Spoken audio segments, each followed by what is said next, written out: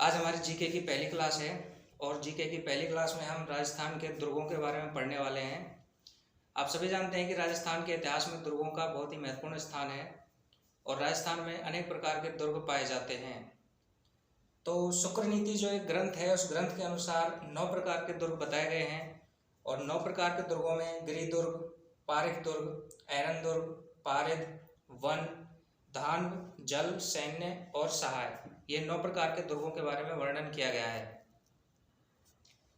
शुक्र नीति के अनुसार जो 9 दुर्गों को बताया गया है, हमारे राजस्थान में 6 प्रकार के दुर्ग राजस्थान में स्थित हैं। उनमें से गिरि दुर्ग, धान दुर्ग, जल दुर्ग, स्थल दुर्ग, पारिक दुर्ग और वन दुर्ग के जो प्रकार हैं वो राजस्थान में स्थित हैं।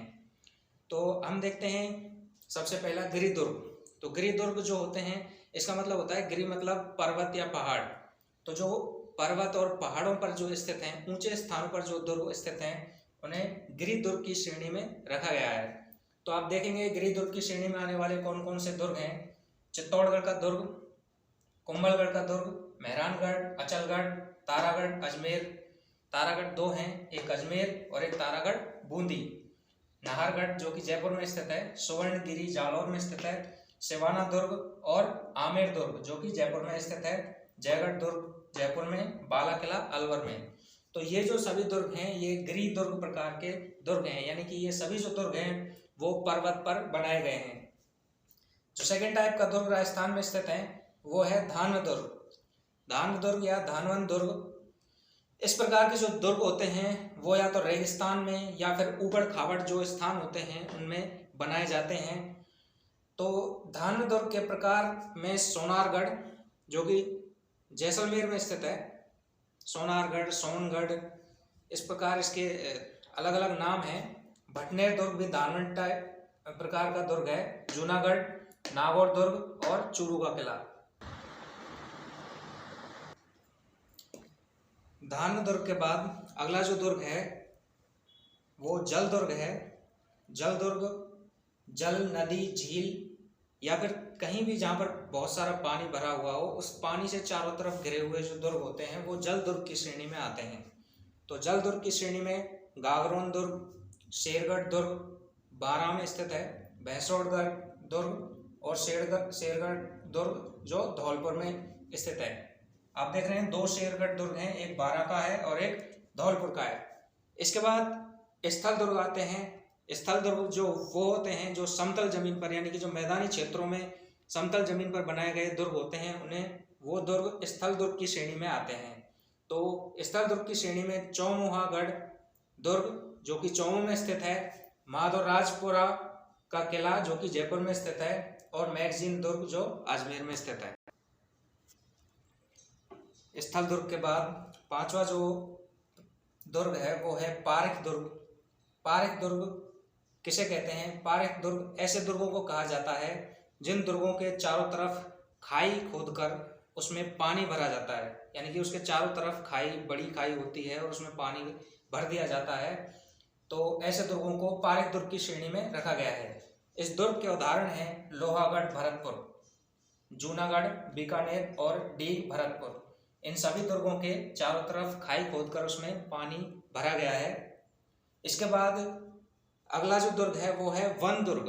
जैसा कि नाम से स्पष्ट है, वन दुर्ग वनों से घिरा हुआ दुर्ग, यानी कि जो दुर्ग जंगल में बनाए जाते हैं जिसके चारों तरफ वन होते हैं, उस दुर्ग को वन दुर्ग की श्रेणी में रखा जाता है। जैसे कि रणथंभौर दुर्ग, मंडरायल दुर्ग, तिमनगढ़ दुर्ग और बयाना दुर्ग इसकी श्रेणी में आते हैं। तो राजस्थान के दुर्गों में सबसे पहले जो दुर्ग जिसका नाम सबसे पहले सामने आता है वो दुर्ग है चित्तौड़ दुर्ग। राजस्थान के इतिहास में सबसे महत्वपूर्ण जो दुर्ग है वो चित्तौड़ दुर्ग है। जैसा कि आप फोटो में देख रहे होंगे, ये सामने जो फोटो है ये चित्तौड़गढ़ का दुर्ग है और देख सकते हैं आप कितना शानदार दुर्ग है, कितना बड़ा दुर्ग है। तो राजस्थान में हम सबसे पहले जिस दुर्ग का नाम सबसे पहले सामने आता है और उसको पढ़ाया जाता है वो चित्तौड़गढ़ का दुर्ग है। अब हम इस दुर्ग के बारे में पढ़ेंगे और इस दुर्ग के इतिहास के बारे में पढ़ेंगे। तो देखते हैं सबसे पहले चित्तौड़गढ़ दुर्ग, जो कि गिरि दुर्ग की श्रेणी में आता है क्योंकि यह पहाड़ी पर बना हुआ दुर्ग है। इस दुर्ग को हम चित्रकूट दुर्ग भी कहते हैं और इस दुर्ग के अन्य नाम जैसे कि राजस्थान का गौरव इसे कहते हैं, चित्रकूट इसे कहते हैं या चित्रकोट कह लो, और प्राचीन कालों का जो सिरमौर है वो है, वह जो दुर्ग है वो चित्तौड़गढ़ दुर्ग है। यह जो दुर्ग स्थित है गंभीरी नदी और बेड़ज नदी, इन दोनों नदियों का संगम स्थल पर यह दुर्ग बना हुआ है। इसका जो निर्माण है वो चित्रांग मौर्य ने करवाया था, जिसको चित्रांगद मौर्य भी कह सकते हैं। यह एक मौर्य सम्राट था और इसका जो पुनर्निर्माण करवाया गया था वो महाराणा कुंभा द्वारा करवाया गया था। अंतिम जो मौर्य शासक, पहला मौर्य शासक चंद्रगुप्त चित्रांग मौर्य था। इसके बाद अंतिम जो इस पीढ़ी का शासक था वो था मानमौरी। मानमौरी को बप्पा रावल ने 8वीं शताब्दी में युद्ध में हराकर चित्तौड़गढ़ के किले पर अधिकार किया था। और जो बप्पा रावल है वह कौन है? गोहिल राजवंश का संस्थापक है। मेवाड़ में गोहिल राजवंश का जो संस्थापक है वह बप्पा रावल है। बप्पा रावल एक महान शासक थे। इन्होंने 8वीं शताब्दी में अंतिम मौर्य शासक मानमौरी को हराकर चित्तौड़ के किले पर कब्जा किया था। चित्तौड़ का दुर्ग मुख्य रूप से जो फेमस है वो यहाँ के साके के लिए फेमस है। यहाँ पर 3 साके हुए थे, प्रथम, द्वितीय और तृतीय। पहला साका 2003 में हुआ था, दूसरा 1534 में और जो तृतीय था वो 1567 ईस्वी में हुआ था। साके का मतलब केसरिया और जौहर। साके में जो होते हैं वो केसरिया और जौहर दोनों होते हैं। केसरिया और जौहर, केसरिया क्या होता है? केसरिया होता है राजपूतों द्वारा जब युद्ध में विजय की कोई भी आस नहीं होती तो सभी राजपूत अपने सिर पर केसरिया कपड़ा बांधकर और युद्ध में कूद जाते हैं और तब तक लड़ते हैं जब तक वो पूरी तरह से समाप्त नहीं हो जाते। और जौहर, जो राजपूत औरतें होती हैं वो जब युद्ध में दुश्मन शत्रु से जो युद्ध हारने पर उनके पास कोई अन्य उपाय नहीं बचता है तो वह जौहर करती हैं, यानी कि वो आग जलाकर अपनी ज़िंदगी को उसमें समाप्त कर देती हैं। तो जो प्रथम साका हुआ था वो 2003 ईस्वी में हुआ था, जब अलाउद्दीन खिलजी ने चित्तौड़ पर आक्रमण किया था। उस समय के जो चित्तौड़ के राजा थे वो राजा रतन सिंह थे। इनके मध्य युद्ध हुआ, तब केसरिया और जौहर दोनों हुए।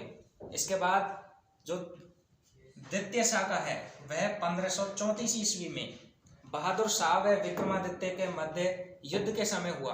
बहादुर शाह एक गुजरात का शासक था। इसने चित्तौड़ पर 2 बार आक्रमण किया था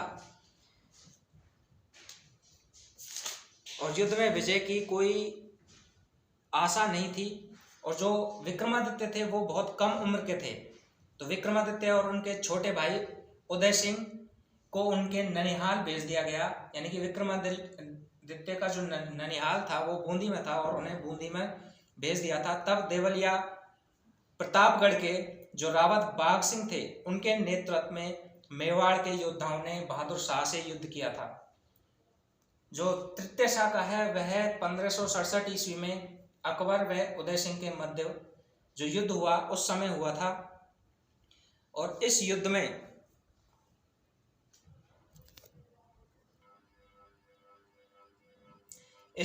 जयमल और पत्ता 2 व्यक्ति थे। उन्होंने इस युद्ध में अपनी वीरता का परिचय दिया था और वह लड़ते लड़ते वीर गति को प्राप्त हो गए। तो इनकी वीर गति से जो अकबर था वो बहुत अधिक प्रभावित हुआ, इनकी वीरता से बहुत अधिक प्रभावित हुआ। तो अकबर ने जो जयमल और पत्ता है इनकी संगमरमर की मूर्तियां आगरा का जो किला है उसके दरवाजे पर बनवाई थी और वो जो मूर्तियां थी वो औरंगजेब के समय तक वहां पर विद्यमान थी। तो चित्तौड़ किले में सबसे महत्वपूर्ण जो स्थापत्य कला का नमूना है वो आपके सामने यह है विजय स्तंभ। यह 9 मंजिला विजय स्तंभ चित्तौड़गढ़ के, और यह चित्तौड़गढ़ के किले में स्थित है। और चित्तौड़गढ़ के किले की कुछ महत्वपूर्ण जो निर्माण है और जो कुछ महत्वपूर्ण प्रश्न हैं जो आ सकते हैं एग्जाम में वो हम दिखाएंगे।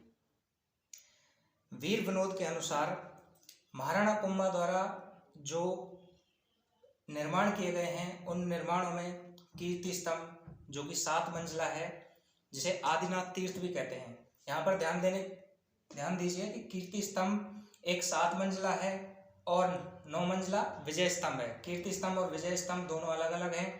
कीर्ति स्तंभ जो 7 मंजिला है उसे आदिनाथ तीर्थ भी कहते हैं। यह क्वेश्चन एग्जाम में आ चुका है, इसलिए ध्यान रखें कि 7 मंजिला कीर्ति स्तंभ है उसे आदिनाथ तीर्थ भी कहते हैं।